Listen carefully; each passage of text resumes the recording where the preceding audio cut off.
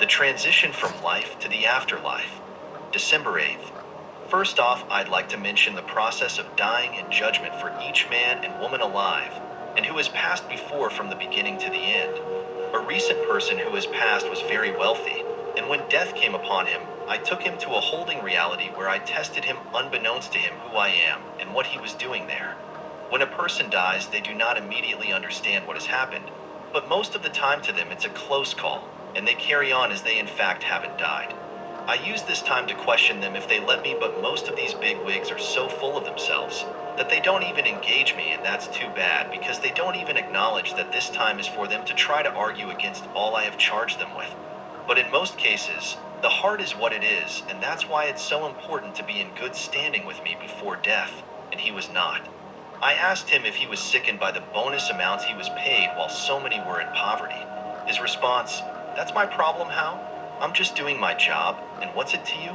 When I continued to press the subject with him, he continually was high up on his horse and was disrespectful towards me, the Lord God of heaven and of hell.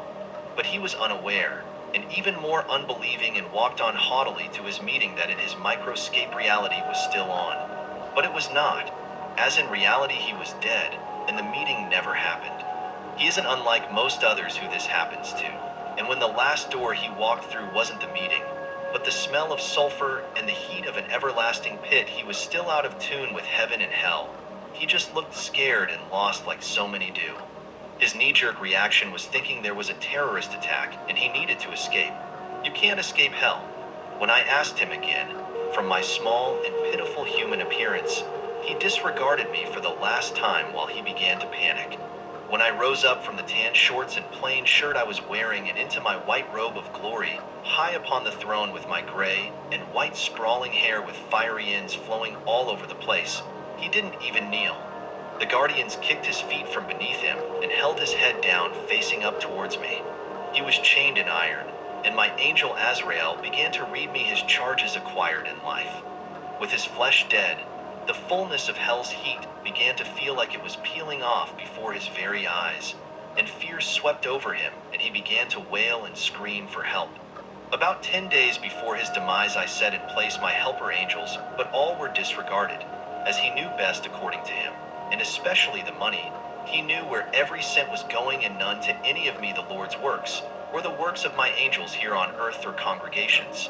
Selfishness, gluttony, and greed are rarely rebounded in judgment and almost always ends up the same, in hell without parole. I have high hopes for many, but my faith in man is limited, and with 120 years at best for each flesh. It's strikingly sad that so many disregard the afterlife and only adhere to this reality. It's very short in comparison to eternal hell, but still man marches on to his glory while he spits in my eye and ignores my pleas to save them. These same charges span several categories, and even the believers who know my coming but do not promote it and hide it. For I will hide my salvation from you at my throne when you see me. Every flesh will see me, the Lord God, after death, and that's a promise. Most are not willing to make commitments to me here on earth, and so I will rebuke you and withhold from you all things above, and let you have all things below while in the eternal chains of darkness. I am the judge, I am the juror and the executioner. I am Yahweh, the flesh of Yahweh, and the voice of the name, the cause of life, and the end of death. I am adequate for everything, and beside me, there is no God like me, as I am the Alpha and the Omega, the beginning and the ending of man's personal life and man's afterlife. That is my job here, for better or worse. Humanity writes this narrative, and so far it's the same routine for me, and continually bad for each person and all of the earth as a whole. Your globe is warming because I am warming it. Your ice caps will be dry before me, and none will live after me. Just as the powers in heaven and in hell know their creator and king, I Yahweh, Yahuwah. It would be better if one didn't know me rather than know me, and my coming, and to continue to shun me and disregard me. I see your hearts, actions, thoughts, deeds, and everything in between. I know some of you think I am harsh, but I am fair and not to this world's standards, as this world does not know the truth, but only popular opinion.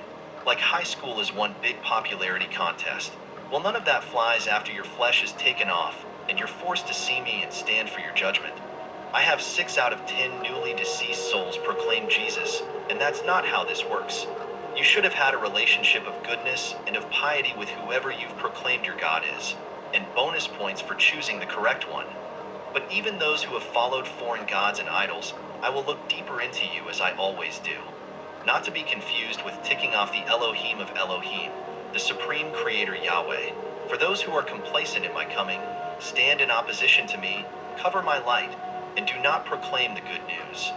You are in the same boat as the rich man who I just took down with 1,000 others. I know the date of death for every person living on this planet and the percentages of where you're going. If I have abandoned you, it's because you have disregarded my attempts to reach you and help you. You have blocked me in your heart and shut me out from your lips. So I have no choice but to do the same unto those who have not done what I have purposed you for. I don't need anything in a carnal way, but it's rather an exercise of character, and with none too few here displaying they care about heaven, hell, or the King of all. Then I see no need to place any in my kingdoms but those I have selected, and they who participate in my mandates and do not disobey me, or be two-faced to me, the Lord God Yahweh. I will be calling up many men and women in these next few months of high status to begin to dismantle the impious rich eat and poor starve mentality of humans on planet Earth. In between, I will be taking those also who are a mixed bag. Some will be called up and go right where their other buddies are, but not in recognition. In hell, your identity is whatever your guardian names you, and usually it's whatever creepy or crawly thing you've eaten lately. Worm, dung beetle, cockroach, you get the picture. A far cry from the mansions and fine dining you all enjoy for the temporary. Truly, truly, I tell you, it's easier for a camel to pass through the eye of the needle than to pass into the gates of heaven. If one person were to take what I have given them and spread my word to one another and make every person on planet Earth aware, or the commission of spreading the news of the gospel to every corner of the globe, then we will be okay when your life comes to an end, and I shall remember what you have done for me, for the kingdom of heaven. But not the old gospel, not the old wine in new skins, or new wine in old skins. You humans love to play that game with me. So coy, so ignorant, like I do not know what you're all up to. It's maddening, and there are stiffer penalties for you who do that. To be blunt, you who say, well, golly, I better go around reading Mark this and Luke that, with some John that. No, I mean me, the living God on your earth now, and how I am trying to prepare a people for heaven and give the rest an opportunity to bypass hell. You're either a part of the problem or part of the solution, and as I promised to you, and you know they do not go unfulfilled, I will begin to disassemble all those who are liars, pretenders, false namers, and any who are not actively working for the kingdom. Those who are proclaiming me and obeying what I have said will be spared, and so will their families be spared. I know many will still refuse me and enter into Satan's covenant of disobeying me, but just know that his covenants of bliss and pleasure and power and money stop at your death. Even his placebo power of riches, popularity, and power in the sight of men will be far removed from your trial at judgment, and you alone will face me, and I will show you all your transgressions towards me, the Lord God of heaven and hell. Now then, I call to my reapers. Come forth and remain in the field until the earth is empty of every human life who does not have the seal or direct blessings and coverings given by Almighty Yahweh. So saith I, the Lord God of hosts Yahweh, Yahuwah the Elohim, Yahuwah, Yahweh, YAHUWAH